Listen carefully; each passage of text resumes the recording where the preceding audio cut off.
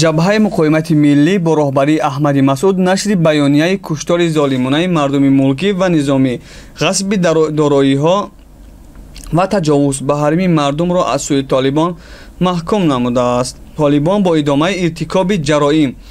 ва ҷиноят, куштори золимонаи мардуми мулкӣ ва мансубини низомӣ, саркубгароӣ ва эъдомҳои саҳроӣ, ғасб ва чаповулии дороиҳои омма, таҷовуз бар ҳарими шахсии мардум, аъмоли сиёсати табъиз, таассуб ва таҳаҷҷум, даҳову садҳо норавоиҳои дигар талош доранд, то садои ҳақталабона ва озодихоҳонаи моро хомӯш созанд, гуфта мешавад дар баёния. Дар идомаи ҷабҳаи муқоимат, қатли оми намозгузорон дар масҷиди Қундуз ва кӯчабандиҳои иҷбории мардум,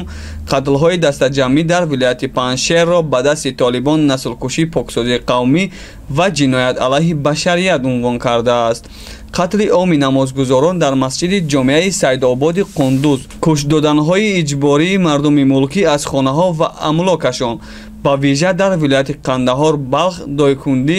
ва Андаробҳо, нопадидсозии афрод ва қатлҳои дастаҷамъӣ дар вилояти Панҷшер тавассути Толибон, ҳама мисдоқҳои рӯшании ҷароими ҷангӣ, наслкушӣ, поксозии қавмӣ ва ҷиноят алайҳи башарият аст, қайд шудааст дар баёния.